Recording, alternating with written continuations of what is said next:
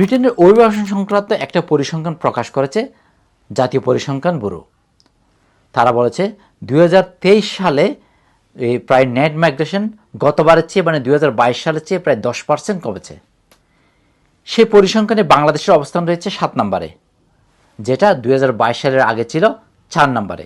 এবং গত 2022 সালে সেই সংখ্যা ছিল 7,66,000, আর যেটা এখন 2023 সালে এসে সেটা হয়েছে 6,85,000।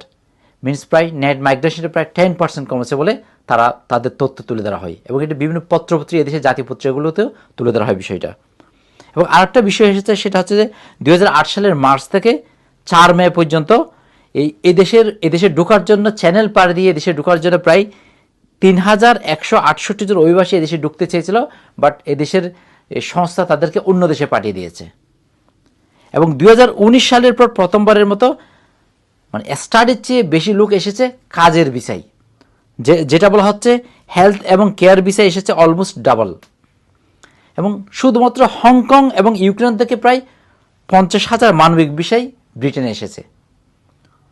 তবে মন্ত্রী মনে করেন এবছর সেই সংখ্যা আরও কমতে পারে, মানে 2024 সালে সেই সংখ্যাটা আরও কমতে পারে। তারা এই 2024 সালে যে পরিসংখ্যানটা, সেই পরিসংখ্যানটা তারা প্রকাশ করবে 2025-এ গিয়ে তারা প্রকাশ করবে কতজন এদেশে এসেছিল 2024-এ, বিভিন্ন ক্যাটাগরিতে বিভিন্ন বিষয়ে কতজন এসেছিল।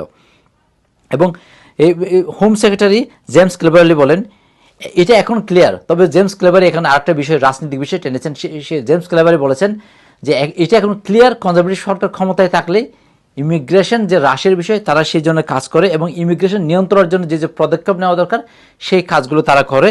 এবং সে আরেকটা জিনিস অভিযোগ করছে, সেই জায়গায় লেবার পার্টি তারা ইমিগ্রেশন কন্ট্রোল করে না, এবং তারা অবৈধ ইমিগ্রেশনকে ক্ষমা করে দেওয়ার জন্য তারা চেষ্টা করতেছে, এবং যে নৌকা করে বিভিন্ন জায়গা থেকে যে রোড থেকে আসে সেটা স্টপ করার জন্য তারা কোনো পদক্ষেপ নেয় নাই লেবার পার্টি, সেই অভিযোগ করেন। আমরা একটা বিষয় তুলে ধরি আপনাদের সামনে, সেটা হচ্ছে 2019 সালেই ইন্ডিয়া থেকে এসেছিল প্রায় 72,000, সেটা 2023-এ এসে সেই সংখ্যাটা দাঁড়িয়েছে প্রায় 2,50,000।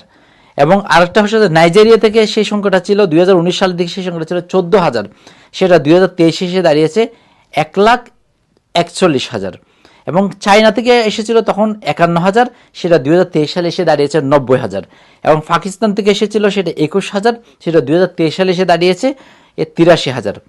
এবং জিম্বাবুয়ে থেকে 2019 সালে এসেছিল 2,000, সেটা 2023 এসে দাঁড়িয়েছে সেটা প্রায় 34,000।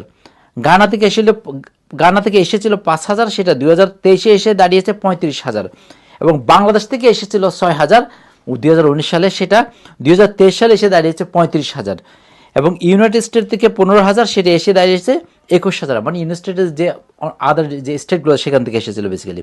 এবং শ্রীলঙ্কা থেকে এসেছিল 3,000, সেটা এসে দাঁড়িয়েছে 2023-এ 21,000। এবং অন্যান্য ওভারসিজ থেকে এসেছে প্রায় 1,000 আগে, সেটা এখন এসে দাঁড়িয়েছে 19,000।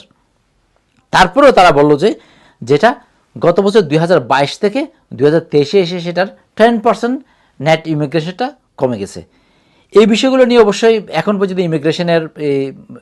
ইমিগ্রেশন কন্ট্রোল করা এবং ইমিগ্রেশনের কন্ট্রোল বিষয় নিয়ে নানা বক্তব্য এসেছে, আলোচনা সমালোচনা এসেছে। যেহেতু আগামী 4 জুলাই সাধারণ নির্বাচন, অনেকে অভিযোগ করছেন সেই নির্বাচনকে কেন্দ্র করে বেসিক্যালি এই ইমিগ্রেশনের বিভিন্ন পদক্ষেপগুলো নেই।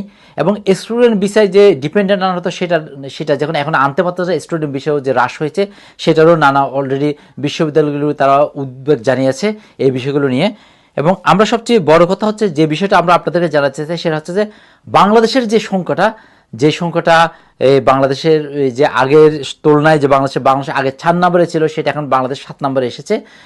মানে বাংলাদেশের সংখ্যাটাও অবশ্যই কমেছে, বাংলাদেশ থেকে ভিসা আসার সংখ্যাটাও কমেছে। হেফাজুল করিম রকিব, NL 24।